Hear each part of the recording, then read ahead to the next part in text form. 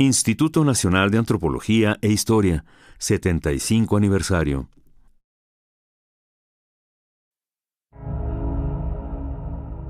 El tiempo deja su rastro también en las instituciones. Las voces del conocimiento, el debate, la experiencia.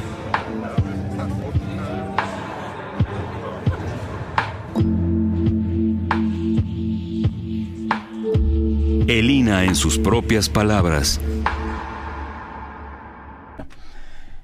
Conaculta y el Instituto Nacional de Antropología e Historia los invitan a participar con nosotros, a estar atentos a esta siguiente hora, en donde platicaremos con el antropólogo Octavio Hernández Espejo. Octavio, gracias por estar aquí, bienvenido. Al contrario, Juan, muchas gracias. Gracias a Radio INA por la invitación, muchas gracias. Y con Octavio Hernández vamos a hablar sobre fotografía antropológica, o tal vez sobre antropología visual. Eso ya lo iremos desglosando en el transcurso de la conversación. Antes de iniciar esta plática, me gustaría dar una breve, muy breve semblanza sobre la trayectoria de Octavio Hernández Espejo, quien es licenciado en Antropología Social por la ENA, con la tesis Semana Santa en la Tarahumara, un ensayo en antropología visual, y es maestrante en la misma especialidad de antropología social. Como fotógrafo, para entrar ya en su materia específica, cursó entre otros talleres dirigidos por Lázaro Blanco y por Nacho López, grandes personalidades de la fotografía en este país.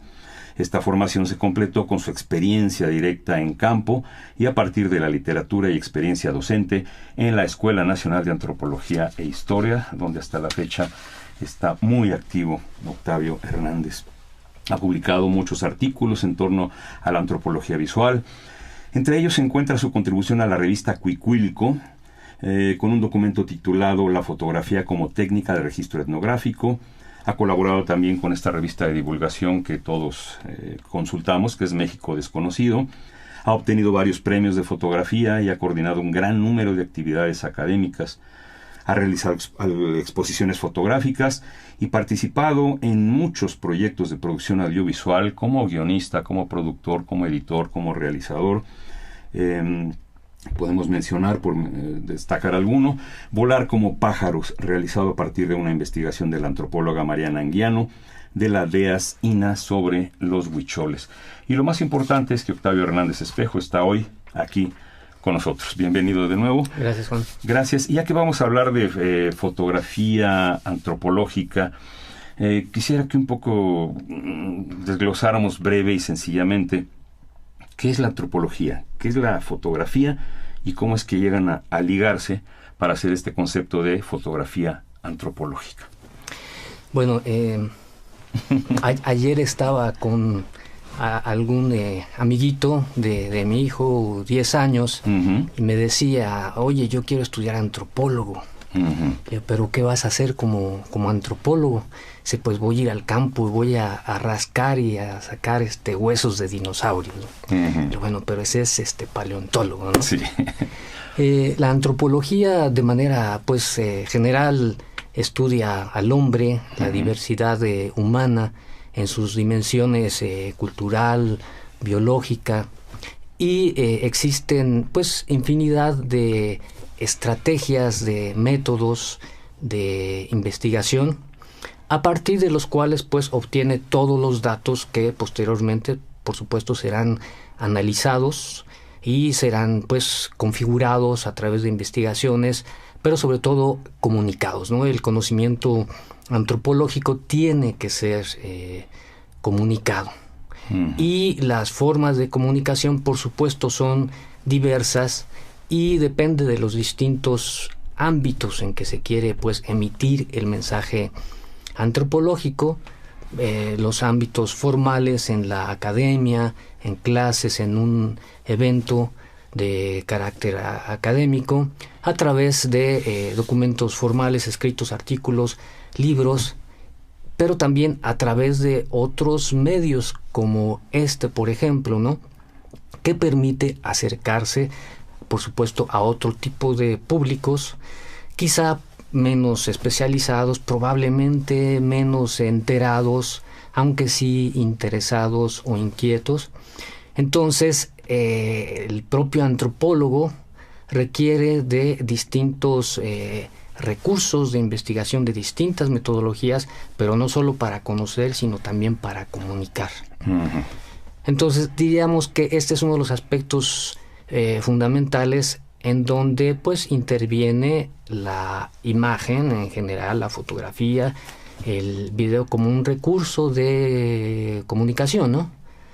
Formalmente el antropólogo lo utiliza como una herramienta de registro, ¿no? De conocimiento, pero también desde mi punto de vista es importante utilizar estos recursos audiovisuales y por supuesto en la actualidad las nuevas tecnologías como para poder comunicar en distintos ámbitos el mensaje antropológico. Por hablar un poco de historia, si se puede decir así, en las primeras... Antes de que existiera la fotografía había registros de dibujo. Los antropólogos dibujaban, los arqueólogos dibujaban. Los registros que tenían eran de copias que hacían del original, si lo podemos decir así. ¿Cuándo se da el gran salto del dibujo a la fotografía como herramienta para difundir lo conocido a través de la antropología? Prácticamente con el nacimiento de la fotografía, pues nace el uso mismo de este recurso por los antropólogos. Se utilizaban dibujos, por supuesto. Habría también distintas formas de representar pues a las otras culturas, ¿no? Y esta es una labor pues incluso que desarrollan otros personajes, otros especialistas previos a los antropólogos o previos al propio nacimiento de la antropología. Es decir, misioneros, viajeros, realizan relatos, llegan a realizar también dibujos, ilustraciones, pero es justo con el nacimiento propio de la fotografía que los propios antropólogos poco a poco se comienzan a apropiar de este recurso como una forma de documentar, de registrar pues las culturas, la diversidad cultural, utilizando otros medios pues más directos. La fotografía nace con una carga muy alta de objetividad. En la ilustración el propio dibujante está de alguna manera interpretando, está generando cierto sentido a partir de sus trazos que si bien buscan representar a la realidad, pues no hay una relación perfecta o idéntica como lo es con la fotografía. Y así nace la fotografía con una altísima carga de objetividad, con una manera de representar la propia realidad en una dimensión analógica, ¿no? Y los antropólogos pues poco a poco se van apropiando de este recurso como una forma de registro para documentar y bueno, sobre todo para testimoniar, ¿no?, aquellas realidades que el antropólogo observa y describe. De la misma manera que antiguamente pues no había grabadoras, no había voz grabada, no había el recurso sonoro, y los misioneros tenían informantes, ¿verdad? Y ellos registraban a mano todo este tipo de información que hasta la fecha son fuentes de la antropología para el estudio de la antropología del pasado y hasta del presente. ¿Hasta qué punto el antropólogo tiene que ser fotógrafo él mismo o tiene que irse acompañando de un fotógrafo para ir cumpliendo con su labor? O sea, ¿en qué momento, vuelvo a lo mismo del inicio de la primera pregunta, en qué momento se cruzan estas dos especialidades para volverse una nueva especialidad? Quizá tendríamos que pensar en las afinidades que hay entre una actividad y otra, entre una práctica y otra, que es la de la antropología y la fotografía. Yo creo que hay afinidades en cuanto que el antropólogo observa y uno de los recursos fundamentales del trabajo antropológico, que es el trabajo etnográfico, implica aprender a observar. Pero la observación es un proceso complejo. Es decir, todos vemos y en principio identificamos objetos, individuos, espacios, y los identificamos desde nuestro conocimiento, desde nuestra experiencia. El antropólogo tiene que aprender a observarlos y a decodificarlos, es decir, entender lo que significan para los otros grupos, lo que significan espacios, lo que significan objetos. Observar no solamente implica ver, observar implica entender. Observar es un proceso complejo porque implica también correlacionar, comparar con otros espacios, con otros individuos, implica correlacionar con nuestro conocimiento, con nuestra interpretación, correlacionar datos y a partir de esto pues entender, identificar elementos, describirlos, explicarlos. El antropólogo tiene que ser un excelente observador para entender y explicar. El fotógrafo lo que hace también es observar, pero él tiene quizá otro tipo de búsquedas. Es decir, sus búsquedas pueden ir más sobre elementos, por supuesto, de carácter estético. El fotógrafo tiene que aprender a ver la luz, cómo se está comportando la luz sobre una escena, sobre objetos, sobre individuos, y él está buscando muchas veces cierta inmediatez en la propia realidad y en la forma en que esta realidad se expresa a través de la luz y de las formas, y el fotógrafo justo es lo que busca, podemos decirlo de manera general. Evidentemente hay géneros fotográficos, entonces lo que busca un retratista, un fotoreportero, un fotógrafo que incluso tiene otro tipo de búsquedas de carácter positivo, científico, en fin, habría especificidades. Pero de manera general podemos decir que esta búsqueda del fotógrafo corresponde a una forma de ver.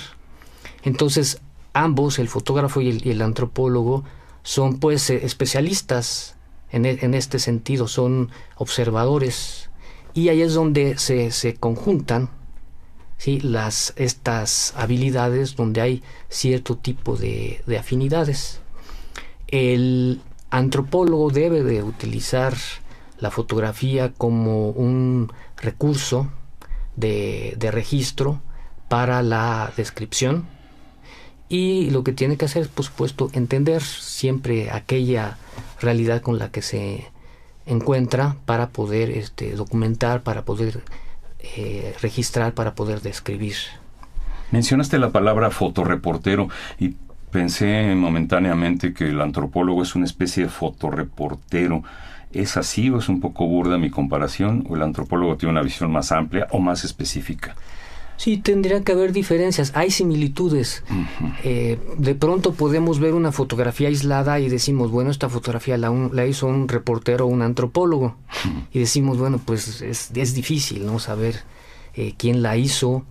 El propio sentido de la fotografía puede ser el mismo cuando vemos la imagen. Generalmente, y esto es claro y evidente, los fotógrafos, los fotoreporteros generalmente son mucho mejores que los antropólogos, ¿no? Manejan mucho mejor la técnica, es su objeto de especialización, pero yo diría que el fotoreportero va sobre pues lo que es inmediato, lo que es relevante, lo que es noticia, es una comunicación inmediata, y el antropólogo va más hacia elementos profundos, significativos de la cultura, pero sobre todo el antropólogo requiere hacer un relato, es decir, necesita hacer 1, 2, 3 fotografías, secuencias que marquen continuidad en el espacio, continuidad en el tiempo, y esta sería pues una de las principales diferencias entre una forma y otra de hacer fotografía. ¿Podríamos decir que el fotógrafo hace fotos bonitas y el antropólogo hace fotos interesantes para su especialidad? Perdón la comparación otra vez. Puede ser, sí. Aunque el antropólogo también puede hacer fotos bonitas e interesantes, y el fotógrafo a la inversa, por supuesto. Me perdí, Juan, con la pregunta primera que me hacías acerca de si el antropólogo debe hacer fotografía o debe hacerse acompañar. Claro. Sí, esto corresponde a muchas variantes. En alguna época era difícil que el antropólogo llevase la cámara. Generalmente sí se hacía acompañar de un fotógrafo tanto por el conocimiento de la propia técnica como por el tipo de equipo que se utilizaba, ¿no? Ahora, bueno, ya hablaremos, pero la tecnología es otra cosa, hay una dimensión totalmente distinta. Se hacía acompañar de fotógrafos, pero poco a poco, conforme la propia tecnología fotográfica en fotografía fue avanzando, que implicó básicamente el achicamiento de los equipos, procesos mucho más rápidos. Entonces ya se fue de alguna manera popularizando la fotografía, y cualquier especialista podía tener acceso a ella. Hay algunas discusiones importantes entre los propios antropólogos, donde algunos dicen, bueno, hay que hacerse acompañar de un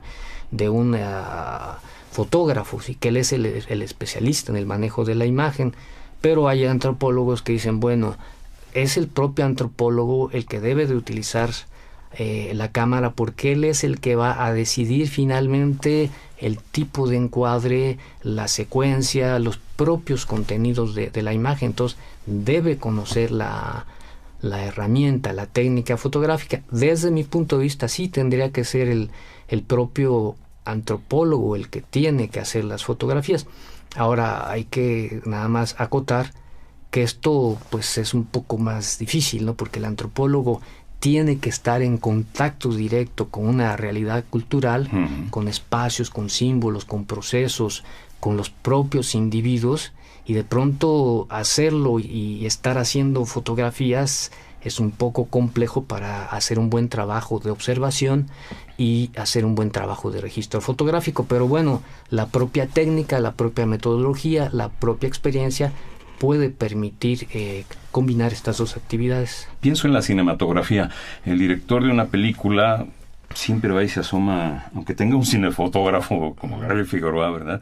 Va y siempre se asoma para ver si el encuadre, la toma, la amplitud de la toma o lo cerrado de la toma, aunque él sea solo el director, como el antropólogo sería el especialista, y que aunque tenga un fotógrafo, el director siempre está al pendiente de lo que su fotógrafo está haciendo.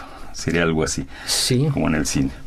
Tenemos una participación de nuestra audiencia, de un ciberescucha, que nos piden que hablemos de la selección del tema a registrar con foto, así como del momento, el ángulo, etcétera. ¿Son creaciones o interpretaciones del que toma la imagen? ¿Qué tan objetivo es o debiera ser el antropólogo al tomar fotografías? Para nuestro auditorio. Es un tema... Todo un tema, sí. Sí. Es decir, como decía, la fotografía nace con una altísima carga de objetividad. Es decir, la fotografía en principio es la evidencia de aquello que existe, al menos en su expresión visual, y no hay duda acerca de aquello que vemos. Es decir, nace con una altísima carga de veracidad. Conforme va evolucionando la fotografía, y sobre todo los usos sociales de la fotografía, se va comprendiendo que finalmente, bueno, quien hace una fotografía, desde el momento que hace una selección de la realidad y una selección del tiempo, y no otra, de un mismo espacio, yo puedo hacer infinidad de encuadres, infinidad de momentos para hacer un registro, y eso le da una carga, por supuesto, subjetiva de aquel que está decidiendo hacer la fotografía. Entonces se comienza a hablar de otro estatuto de la fotografía, en donde la carga importante es la de la verosimilitud, es decir, al menos es creíble la fotografía. Y existen pues pensamientos en donde se dice que la fotografía es pura invención, pura construcción, y creación absoluta de quien fotografía, ¿no? Entonces es un tema eternamente polémico, lo diría yo, pero lo importante desde la perspectiva antropológica, que justo tiene que ver con la pregunta de nuestro radioescucha, es utilizar estrategias y metodologías que nos permitan hacer un registro mucho más, digámoslo así, objetivo, y esto depende de estas estrategias. Es decir, tiene que haber la mayor cantidad de emplazamientos, la mayor cantidad de registros, para que haya la menor cantidad de cargas subjetivas. Hay corrientes de la propia antropología donde como técnica de registro visual, ya sea con fotografía o con cine, se proponía colocar la cámara en un tripié y hacer fotografías solo desde ahí, o hacer video solo desde un punto de vista, y entonces eso implicaba pues que la cámara hacía un registro de alguna manera independiente de la pues voluntad de algún individuo que selecciona la realidad. Como un testigo mudo. Exactamente, como un testigo... No está asomadito. Mudo, pero no ciego, ¿no? Eso es eso. Entonces, algo similar. Lo cierto es que eso implica mucho trabajo de carácter metodológico. Yo sí creo que se puede hacer un registro con muchas cargas objetivas, en el sentido de que no depende tanto de la intención o la visión del individuo. Sí utiliza cierto tipo de estrategias en los ángulos, en los puntos de vista, en los momentos en que se fotografía.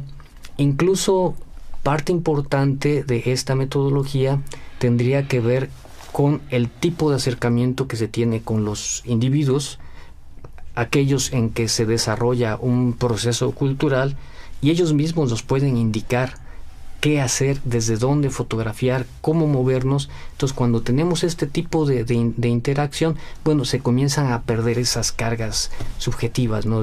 Que implican fotografiar solo desde el punto de vista del que está detrás del ocular del visor, sino que tendríamos que estar fotografiando también desde el punto de vista o con las sugerencias de quienes están frente al objetivo. Tú has abundado sobre ese tema en algún escrito en el que hablas de una especie de estrategia para acercarte a una comunidad, bueno, a algún hecho antropológico. Digo como una comunidad, ya hablando de antropología social o etnografía, pero puede ser en general para el antropólogo. ¿Cómo, digamos, cómo se puede decir, cauteloso, una estrategia de paso por paso? Hablas tú de 3 o 4 pasos en cuanto al uso de la cámara, para no invadir, para no ser grosero con la gente, vamos.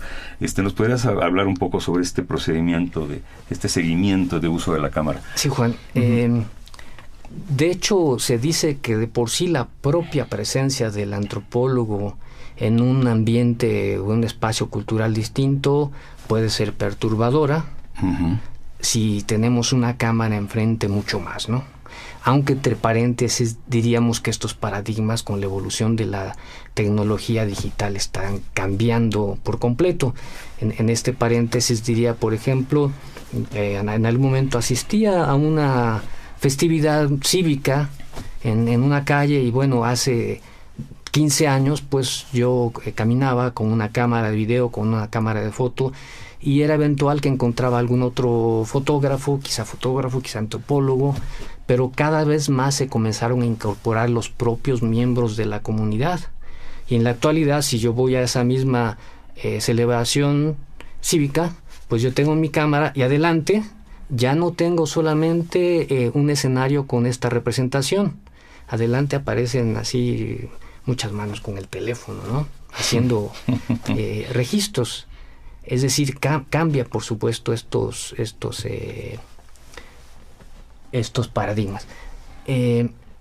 Y la manera en que nos acercamos como antropólogos a las comunidades cuando estamos utilizando como mediador una cámara fotográfica, pues depende de qué acercamiento han tenido ellos con estos medios. Habría infinidad de ejemplos, pero me gustaría mencionar solamente 2.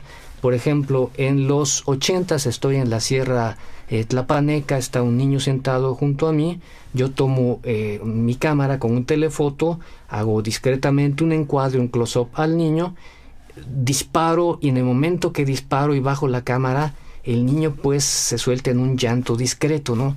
A mí me conmueve mucho eso. Y bueno, tomo la cámara, me acerco, platicamos, en fin. ¿Qué es lo que pasa? Que el niño jamás había visto una cámara. ni sabía qué estaba ocurriendo. Que le iba a pasar algo a él. No sabía qué era lo que yo tenía. Con un telefoto. Así es, así es. Hace poco encontramos un video que muestra el primer encuentro de hombres blancos con una tribu en el Amazonas. Y bueno, la reacción del individuo cuando voltea a ver la cámara, alguien me decía, es que es una puesta en escena, ¿no? Pero sí aprendemos a ver el tipo de respuestas que se tienen. O sea, en realidad, este personaje cuando ve la cámara está viendo algo totalmente desconocido, ¿no? Uh-huh. Entonces, depende mucho del tipo de cultura a la que nos acercamos, pues la manera en que va a aceptar o a rechazar el uso del registro visual o de las cámaras. Yo lo que planteo es que existen distintas estrategias de acercamiento, en que en principio la cámara tiene que ir incorporándose poco a poco, se aparece de manera muy discreta. Uh-huh. Y poco a poco las comunidades, las colectividades, una familia se va a ir acostumbrando a que un individuo, el antropólogo, lleva una cámara. Siempre, por supuesto, es importante platicar con aquellos que vamos a trabajar, a obtener información, a hacer fotografías y explicarles qué es lo que vamos a hacer. Hace algunas décadas había un profesor que les enseñaba a los estudiantes de antropología cómo hacer fotografía sin que la gente se diera cuenta. Como a escondidas, digamos. Sí. Uh-huh. Entonces, bueno, yo decía, no, o sea, el propósito es otro, tiene que ser totalmente abierto, pero tampoco hay que llegar de inmediato con la cámara por enfrente, porque es algo que sí puede perturbar, puede ser agresivo. Entonces, son procesos paulatinos hasta llegar a un nivel en el que, y en nuestras propias experiencias de campo, ya cuando lográbamos un buen rapport, una buena relación, entonces ya los propios individuos entendían qué es lo que íbamos a hacer y nos decían, ¿no? Es por acá o es por allá, o se ve mejor de acá, o ahora va a ocurrir esto. Sí, nos ayudaban a decidir el tipo de registro que hacer. Entonces, este sería pues el momento mucho más, el momento óptimo a partir de una relación óptima con las propias comunidades, con los propios individuos. Hay gente que nunca se ha visto a sí misma en imagen y por primera vez se ve no solo en fotografía fija, sino en movimiento, por atrás, de lado, cómo camina, su posición. Esto puede ser muy impactante para el objetivo retratado o filmado o videograbado. Por ahí hay un texto en el que yo planteo que finalmente la primer imagen que encuentra o que descubre el hombre de sí mismo es la imagen de espejo, pero cuando se ve en el agua. Ajá. ¿Cuáles son estas respuestas? Comentaría una anécdota en una comunidad nahua en Guerrero. Hicimos un registro en un ritual propiciatorio y pues aparecen los mayordomos, los principales, los cabildos, y se mostraron estas imágenes a esta comunidad, y de pronto un tiempo después decidieron que no había que grabar nada, no dieron permiso. Ya no, y quedó ahí el proyecto. Años después yo me enteré de alguna manera en que después del registro, unos días después, había muerto uno de los principales.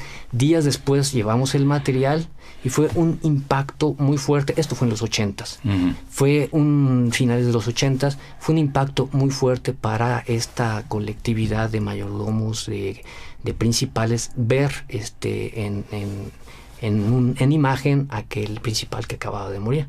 Y decidieron que no se hiciera más video. Entonces hay pues sí infinidad de anécdotas en cuanto a la manera en que las propias comunidades, los indígenas, pues asumen y entienden el uso de la fotografía y de la imagen, ¿no? Del video. Hay otro fenómeno que se da con el turismo, digamos, que mucha gente cuando le vas a tomar una fotografía dice, ¿me puedo tomar una foto contigo? Y te piden dinero. te piden dinero, o lugares como San Juan Chamula, donde no puedes usar una cámara porque te corren de la comunidad. Estos fenómenos también se han distorsionado por el turismo, no sé, porque la gente ve que puede obtener un recurso monetario a cambio de que le tomen la foto. No sé si todavía existe el mito de que le roban el alma si le toman la foto. Hay muchos detalles ahí que no tienen que ver con la foto antropológica, sino con la turística, pero que también influyen en cómo la gente reacciona ante las cámaras en estos lugares. Exactamente. Por ejemplo, uno camina en el Cusco, al menos, bueno, a finales del siglo pasado, en los 90s, yo caminaba y había una mujer con sus atuendos tradicionales, caminando con una llama por las calles, y los turistas pues ya se daba por hecho, tomaban la foto y le entregaban una moneda, le entregaban un $1, y la mujer caminando pues de manera ya muy natural, posando para los turistas. El caso que tú mencionas en Janitzio, ¿no? Íbamos de prácticas de campo, llegamos y un niño decía, tómame una foto, y bueno, yo dejaba a los alumnos, ¿no? Porque le decía, tómame la foto, y inmediatamente les decía, pues dame dinero, ¿no? Uh-huh. Otra anécdota muy interesante que nos ocurrió también allá a principios de los 80s, Abraham Sabludowski tenía un noticiero que se llamaba Eco, y alguna vez fueron a documentar pues la celebración de la Semana Santa en una comunidad tarahumara llamada Norogachi. Hicieron pues una nota periodística que se pasó por televisión, porque es un ritual muy interesante, muy visualmente muy atractivo, la danza de fariseos, entre otras cosas. Y al año siguiente pues yo llegué, todavía no salía de la escuela, llegamos como estudiantes, y de pronto había otros fotógrafos, un par de fotógrafos, y uno llegó diciéndonos, no nos van a dar permiso de hacer fotografías. ¿Pero por qué? Pues porque me pidieron 25,000 pesos. Bueno, en aquella época ya nos hacemos bolas con los ceros y demás, pero no, pues nosotros no, pues yo llevaba a lo mejor 300 pesos y entonces, pero pues ¿qué hacemos, no? Y ya platicando con algunos de los síriames, el año pasado había ido esta gente de televisión y les había pagado. Uh-huh. Entonces nosotros íbamos a hacer fotografías y querían que les pagáramos lo mismo, ¿no? Bueno, al final, por supuesto, lo que hicimos fue cooperar, nos cooperamos, compramos 2 chivos, se hacen sacrificios, el sábado se come, y hicimos nuestro corima, y bueno, pudimos hacer fotografías, pero justo esto tiene que ver con la manera en que llegan los fotógrafos o los turistas a hacer fotografías, y muchas veces pues se acusaba a antropólogos extranjeros que vienen con recursos y pues pagan a los informantes, ¿no? Que pues sí van generando cierto tipo de actitudes y respuestas por parte de las colectividades. Bien, recordamos a nuestros ciberescuchas que estamos aquí en Radio INA, transmitiendo desde la colonia Roma de la Ciudad de México para todo el planeta, con el antropólogo Octavio Hernández Espejo. Estamos hablando sobre la fotografía antropológica, o más bien sobre la antropología visual. Para tocar otros temas, el antropólogo, a través de la fotografía, de los registros visuales, audiovisuales, sigue estudiando. Después de haber ido, digamos, al trabajo de campo, al lugar de los hechos, la fotografía le sigue sirviendo, sigue observando, sigue descubriendo cosas, sigue descubriendo temas a través de las fotografías, ya en su casa, en su laboratorio, en su gabinete. Sí, por pues la propia antropología y los antropólogos que han utilizado la imagen, la fotografía, el video como una forma de documentación visual, hay una idea sustantiva en el sentido de que el uso de las cámaras se constituye como una extensión de la observación. Uh-huh. Decía en un principio que el antropólogo tiene que ser un observador acucioso, pero de alguna manera pues la propia observación se ve limitada por los procesos biológicos de percepción. Es decir, nosotros tenemos una percepción que atiende un punto específico como mirada fóvea, pero hay una percepción periférica que no nos permite atender siempre todo lo que ocurre a nuestro alrededor. Y continuamente pues nos movemos, volteamos, observamos, atendemos, y hay límites en nuestra propia percepción, tanto en la dimensión espacial como en la dimensión temporal. Hay procesos culturales muy complejos en donde el antropólogo no puede estar pues en todas partes, ¿no? Muchas veces para hacer un estudio, por ejemplo, sobre un ritual, para tener como individuo una visión completa de este complejo, hay que asistir 1, 2, 3, 4 años, ¿no? A diferencia de otros procesos que son más lentos, como procesos agrícolas, o reiterativos como un proceso artesanal, son otros los ritmos y otros los tiempos. Pero a veces los procesos culturales son complejos y el antropólogo pues se ve limitado por su propia capacidad de observación y de desplazamiento tanto en el tiempo como en el espacio. Entonces, en este sentido es que el registro visual se convierte en una extensión de la observación. Es decir, yo hago un registro visual de un escenario en donde en ese mismo momento yo solamente puedo observar un elemento y puedo atender y a veces entender solo un fragmento, un elemento de la realidad, mientras que el registro visual en video o una foto en un solo instante registra, captura toda una realidad, ¿no? Entonces se extiende la observación en términos del espacio y del tiempo. Bueno, la maravilla es que nosotros nos llevamos esa realidad, ¿sí? O sea, es esa realidad que es evanescente, que es efímera, lo que acontece y se va, ya no es. Esa realidad se registra, se captura y nos la llevamos, al menos en su expresión visual, y esa propia realidad la podemos volver a ver.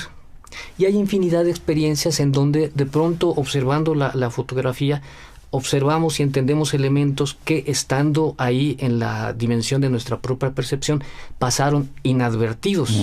Claro. Pero que la cámara pues ahí los registró, ahí está, ¿no?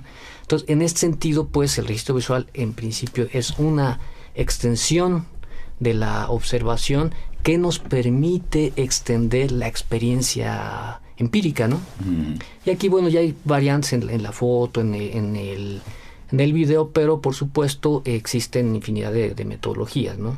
Que nos permiten registrar, que nos permiten hacer trabajos de clasificación, de ordenamiento, después por supuesto de análisis, y esta maravilla que yo digo de poder manipular la propia realidad del tiempo. Cuando movemos fotografías y editamos video, lo que estamos haciendo pues exactamente eso, es manipular el tiempo, pero haciendo acomodos en términos pues de procesos intelectuales, ¿no? En términos de soluciones, en términos de respuesta, en términos de narrativa. Entonces es un recurso pues que nos enriquece la posibilidad tanto de observar como de entender y de analizar. También tú puedes extender o al revés sintetizar algo que has registrado para su mejor comprensión. Por ejemplo, 3 minutos hacerlos 2 horas, en fin, desde muchos puntos de vista para ver cada detalle. O al revés, una cosa que dura mucho tiempo, un acontecimiento que dura mucho tiempo, sintetizarlo para entenderlo en breve tiempo, algo que dura mucho tiempo. En fin, tenemos participación de nuestra audiencia, otra vez, un ciberescucha, un cibernauta que nos pregunta sobre el uso de los archivos fotográficos históricos. Pueden ser fuente de información para los antropólogos, aunque no sean producto de un especialista en esta materia, como los Casasola, por ejemplo. Pone, eso es una pregunta y hay otra. Sí, a ver, vamos con esa. ¿Pueden ser fuente? Uh-huh. Sí. En principio haría una reflexión breve, que no he profundizado mucho, pero ¿qué es lo que ocurre? Como fotógrafos, lo que hacemos generalmente es registrar una realidad que se convierte de inmediato en pasado. La fotografía histórica pues nos muestra una realidad pasada, ¿sí? Claro. Pero lo cierto es que lo que estamos haciendo con el registro es construir futuro. Uh-huh. ¿Por qué? Porque finalmente aquello que yo estoy documentando, de alguna manera, porque es relevante, porque merece ser fotografiado, yo estoy pensando en preservarlo de alguna manera para la posteridad, y eso es lo que ocurre. Entonces, este es un punto de vista que poco se ha trabajado. Sí, parece ser que la fotografía siempre nos remite al pasado, porque existe en algún momento y después la vemos, ya sea un instante después o un año después, siempre nos va a estar remitiendo al pasado. Pero lo cierto es que estamos construyendo hacia el futuro. Es decir, en un futuro yo tengo la certeza de que voy a estar observando una realidad que fue representada desde distintos puntos de vista con distintas técnicas, ¿no? En esta perspectiva, la fotografía es antropológica no por el hecho de fotografiar, de representar temas o motivos de interés antropológico. Es decir, hay fotógrafos que han registrado y documentado realidades culturales que son a la vez objeto de interés de la antropología. Pero finalmente, no por hacer estos registros están haciendo fotografía antropológica. Desde la perspectiva de los géneros fotográficos, y esto, bueno, hace mucho tiempo lo platicamos mucho con Nacho López, decía, desde esta perspectiva, si existe el retrato, si existe fotografía de moda, si existe fotografía científica, habría una fotografía antropológica que muestra pues al hombre, la diversidad cultural. Desde los géneros fotográficos, desde este campo de la fotografía, se podría hablar de fotografía antropológica si estas imágenes nos muestran de alguna manera algo del hombre, algo de la diversidad cultural, pero en este sentido prácticamente todo sería antropológico. Lo que le da el carácter o el atributo de antropológico más bien no es la imagen en sí misma, sino el punto de vista. Es decir, la manera en que se ve, en que se lee, en que se entiende y en que se explica la fotografía. Entonces, es posible, en este sentido, habría dos líneas básicamente. Una, cuando el antropólogo utiliza imágenes justo para hacer una lectura y un análisis de carácter antropológico en el contexto del tipo de investigación que esté haciendo. Por ejemplo, yo puedo hacer una investigación sobre rituales propiciatorios de petición de lluvia entre los nahuas, pero me interesa pues compararlo con otras localidades, con otras etnias, y entonces voy a recurrir a registros que abundan sobre rituales propiciatorios. Voy a hacer un análisis antropológico de carácter comparativo. Entonces no importa si estas fotografías pudieron haber sido producidas por la propia comunidad indígena, por ejemplo, o por un fotógrafo, por un antropólogo. Cuando se configura como fotografía antropológica es cuando yo la incorporo como un documento de investigación en el contexto de un análisis, en este caso un análisis comparativo de carácter antropológico. La otra vertiente es cuando el propio antropólogo, pues en campo, en la experiencia empírica, él hace los registros fotográficos.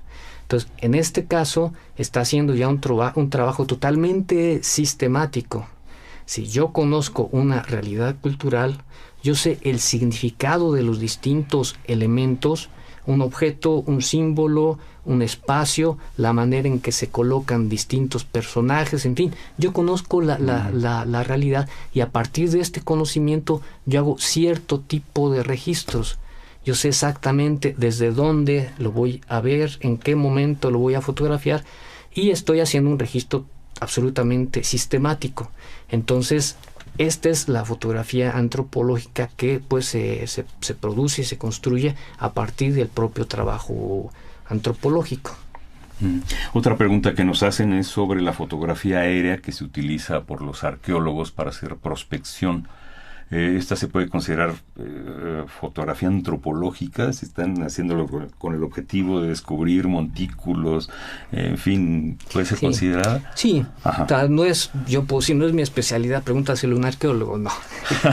Sí, es fotografía. Sí, porque su propósito es fotografía arqueológica, por supuesto, y tiene que ver con lo que digo, es decir, si observamos una fotografía aérea, el atributo de la propia imagen es pues representar una realidad, pero este carácter intrínseco polisémico de la fotografía me permite hacer infinidad de lecturas.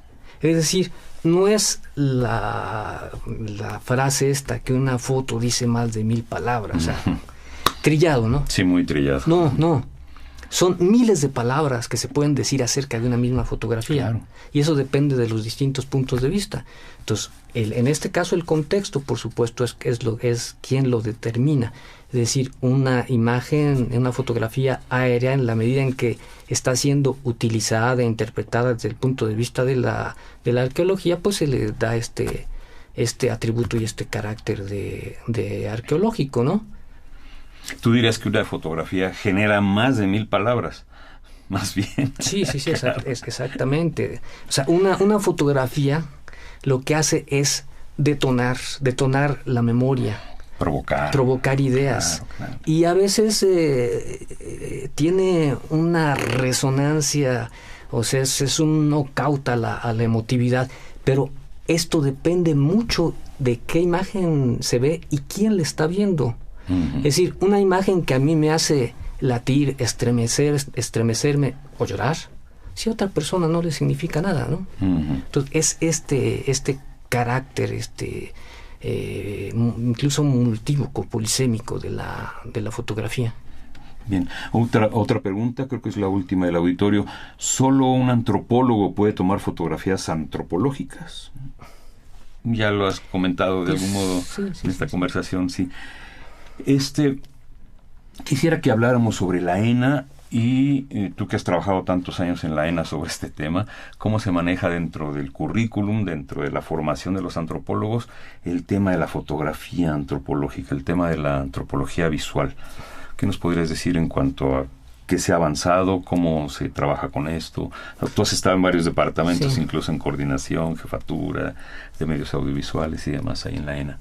Sí, quizá por aquí hay algo en el tintero de los comentarios anteriores acerca de que tienen que ver con la importancia de la conformación de acervos, ¿no? O sea, finalmente existe una cantidad, yo diría, inconmensurable de imágenes que muestran, que representan, pues, digámoslo de manera muy genérica, al hombre, a la diversidad cultural, procesos culturales que se conservan pues muchas veces en archivos personales, en cajones, bueno, ahora ya en tarjetas o en discos duros, o que se conservan en espacios pues más formales, en acervos que están conservados, que están catalogados, y la memoria visual de la humanidad, al menos por supuesto en el momento en que aparecen estas formas de registrar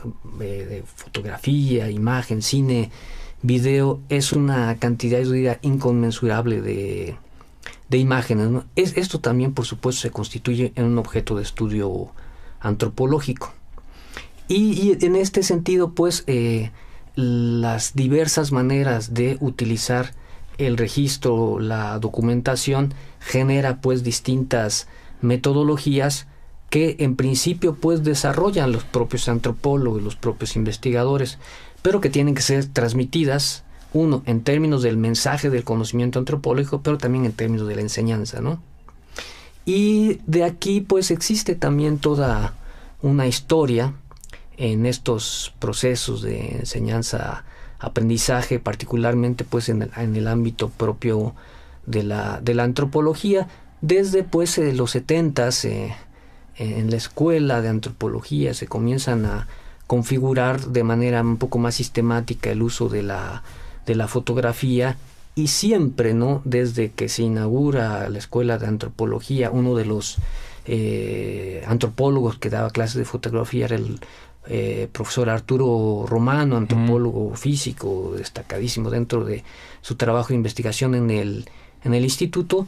Se genera pues toda una escuela, pero es en México, pues yo diría que a principios de los 80s que se comienza a hacer un esfuerzo por utilizar este recurso ya más incorporado a una metodología de investigación más que como una simple técnica, ¿no? Digamos, lo que hacían Guillermo Bonfil o Alfonso Muñoz o más lejanamente Franz Boas, ¿era un antecedente de lo que ya se está cuajando ahorita? Sí, y esto por supuesto tiene que ver con la propia evolución de las tecnologías. Franz Boas tuvo que de alguna manera aislar a un grupo de danzantes, descontextualizar, pero la propia tecnología pues lo demandaba así, no podía hacerse de otra manera, ¿no? Y bueno, particularmente el trabajo de Bonfil, de Poncho Muñoz como pioneros de la antropología en México y como pioneros del cine etnográfico, bueno, su trabajo es por supuesto importantísimo. Ahí yo siento que se trunca ese trabajo que ellos hacen en este esfuerzo de ir construyendo un cine etnográfico, de ir incorporando esta metodología de investigación, que después conforme van evolucionando las propias tecnologías, pues por decirlo de alguna manera, pues se va utilizando como un recurso mucho más accesible. Las cámaras de cine siempre en esas décadas, los 60s, un poco los 70s, pues era de pronto difícil acceder a ellas, ¿no? Los 80s aparecen las cámaras de video, la Betamovie, se comienza a masificar y poco a poco pues el antropólogo se va apropiando de estos medios, ¿no? Y por supuesto una de las labores formativas dentro de la escuela es esta exactamente, ¿no? De que se vayan utilizando cada vez más, siempre de manera ética y sistemática, las cámaras fotográficas. Cerraría ahorita esta pregunta con una idea. Yo les decía en algún momento a los estudiantes, todavía en los 90s, la cámara tiene que estar como adherida, ¿no? Es decir, debemos de tenerla siempre en mano y estar listos siempre a estar para disparar, fotografiando, ¿no? Disparando. Pero en la actualidad, conforme evolucionan las propias tecnologías, yo les digo es que la cámara prácticamente ya puede estar implantada, ¿no? Y si en alguna época, en los 80s, pues hacíamos un registro visual y teníamos la suerte de llevar 10 rollos, entonces hacíamos pues 360 tomas, ¿no? Y durante una semana había que dosificar y saber bien en qué momento utilizar, en fin, ¿no? En la actualidad, pues la cantidad de registros que uno puede hacer con memorias de 2 gigas o de 5 gigas o lo que sea, en fin, con alta resolución, cambia estos paradigmas y estos modelos de investigación a partir, entre muchas otras cosas, de la cantidad de registros que se pueden hacer. Tú mencionaste hace como media hora una cosa que creo que se ha desvirtuado, y es que tú puedes estar en un lugar tratando de registrar algo a través de tu cámara y adelante de ti hay unos 20 teléfonos registrando ese mismo objetivo que tú quieres tomar. Pero siento que se ha caído en el vicio de que la gente ya prefiere ver a través de su teléfono que ver la fiesta, ver el desfile, de ver el hecho antropológico, digamos, el hecho en general, ver el concierto, ver al músico, a través de, nada más para tener el registro, pero ya no goza del concierto, de la fiesta, del ritual, ya no participa por el exceso de querer tener el registro. No sé qué opinas de esta actitud. Sí, son dos, desde mi punto de vista, dos elementos.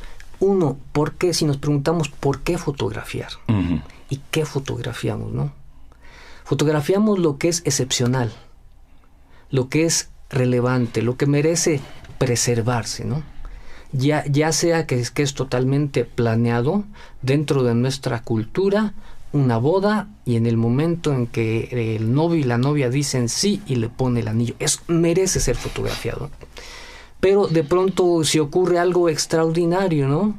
Se cayó algo extraño, hay que fotografiarlo, ¿no? Entonces es una búsqueda permanente por perpetuar, por tener pues exactamente una memoria visual en la que de pronto pues de nuestra memoria pueden desaparecer los recuerdos, ¿no? Pero si una fotografía se cuida, está ahí y se perpetúa, ¿no?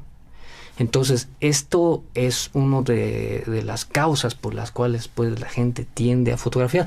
Pero la otra es que pues ahora ya está a la mano, ¿sí? Uh-huh. O sea, ¿cuántas veces no a mí se me iban infinidad de escenas, ¿no? Esto es fotografiable y no lleva la cámara, ¿no? Ahora algo merece ser fotografiado y está a la mano, ¿no? Entonces yo creo que es un sentido más general de hacer fotografías, de fotografiar lo relevante, de buscar perpetuar, pero también por supuesto pues que la tecnología está a la mano, ¿no? Quisiera que nos platicaras un poco de esto de devolverle a la gente lo que fuiste a tomar de ella. En cuanto a que tomas mucho material acerca de una fiesta en una comunidad y te llevas el material, lo editas, haces un video muy bonito y hay que devolvérselo a la gente, o sea, que la gente vean lo que tú hiciste con tu trabajo y así tendrán menos prejuicios en cuanto a que alguien vaya con una cámara a registrar lo que hacen, que para ellos puede ser tan íntimo, tan personal. Claro, es un principio, terminaría yo por el final, que es la conclusión. Yo concluyo en que debemos de partir de una filosofía de la retribución, ¿no? La retribución, claro. Uh-huh. Finalmente, una colectividad o una familia o un individuo, pues nos están dando algo, están abriéndose, ¿no? Para permitir que nosotros conozcamos, que nos informemos, nos platican, describen, observamos, nos desplazamos, fotografiamos. De alguna manera ellos están abriendo las puertas de su casa, ¿no? Por decirlo de alguna manera. Y lo mínimo que tenemos que hacer es retribuir. Y esto, bueno, pues podemos considerar que es un principio de la ética antropológica, ¿no? Entonces, pues es algo que siempre hay que cuidar, porque hay, podríamos decir, comunidades incluso lastimadas. En alguna época, quizá a principios de los 90s, yo fui a una comunidad, iba a haber una producción de la televisión española, me encargaron de hacer el trabajo de campo, parte del guión, y pues llegamos, diré el nombre de la comunidad, Citlala, y decían, no, o sea, aquí todo el mundo viene a fotografiar y nos dicen que nos traen las fotos y nunca nos regresan y nunca las traen, en fin, ¿no? Se repetía mucho este esquema, ¿no? En que la gente se veía un poco decepcionada por la gente que iba, fotografiaba o hacía películas y de pronto no había nada, ¿no? Es algo que personalmente yo siempre he cuidado y siempre procuro transmitir a la experiencia de los propios antropólogos, de los estudiantes. Quizá ahorita me viene a la mente rápidamente una última anécdota. Yo asistía cada año a una comunidad de la Baja Tarahumara y me pedían fotografías en los 80s. Bueno, ahora uno se las enseña, ¿no? En aquel tiempo era cámara analógica. Decía, pero yo creo que vengo el año que entra, a lo mejor vengo en la Candelaria. Está bien, ¿no? Iba durante muchos años y yo les llevaba la fotografía. Y así como la fiesta y muchos elementos rituales, la gente los esperaba cada año, yo podía llegar al año después y entregarle las fotografías. Un año después. Y 3 o 4 años después se les entregaba al gobernador si no encontraba alguna de las personas que les había hecho la fotografía. Y 3, 4 años después descubrí pues que si no las entregaba en la casa grande, que era como una casa ejidal, con vigas en los techos, había puesto varias fotografías que eran en formato 5x7 en blanco y negro, con clavos de 7 pulgadas. Ponía la foto y estaba sostenida una foto de 5x7 por clavos de 7 pulgadas, ¿no? Eso es parte de los principios de la filosofía de la retribución. La retribución, se me hace muy importante ese tema. Nos queda un minuto y nos piden que te pida bibliografía sobre el tema para quien quiera abarcar más, enterarse más de este tema de la fotografía antropológica. Y pues hay mucho material. mencionar autores. Hay material que, en fin, está agotado en la revista antropológicas del Instituto de Investigaciones Antropológicas, el número 5, si mal no recuerdo. ¿Existe virtual? No existe la de antropológicas. La número 13 de Cuicuilco tampoco existe todavía en línea, que es sobre antropología imagen. Antonio Brisset, hay que buscarlo en línea, tiene varios artículos muy buenos, y habría textos clásicos. Hay que ver las fotos de Edward Curtis y los que se escribe sobre él, sobre los pueblos indios del norte. Si pensamos en los orígenes de la fotografía antropológica, por supuesto hay que leer a Carl Lumholtz y El México Desconocido, y ver sus fotografías. En fin, no es habría muchísimo, ¿no? Bien, siempre en estas conversaciones se queda algo pendiente. Te agradezco mucho tu participación, tus palabras y tu entusiasmo para hablar sobre el tema de la fotografía antropológica. Gracias, Octavio Hernández Espejo, por esta plática. Pues muchas gracias a ustedes tardes. Y a nuestros radioescuchas. Muy bien. Pues así, desde la conducción, un servidor, Juan Stack, se despide de ustedes aquí de Radio INA. Damos por terminada esta emisión, en la que, como ya dijimos, estuvimos con Octavio Hernández Espejo hablando sobre fotografía antropológica. Agradecemos, como siempre, la participación de Pedro Francisco Sánchez Nava y de Luis Alberto López Guario para estas entrevistas. Es una producción de la Dirección de Medios de Comunicación a través de Gabriela Marentes y Evanibaldo Morales. En la operación técnica, Javier Cortés. Yo soy Juan Stack. Gracias. Buenas tardes.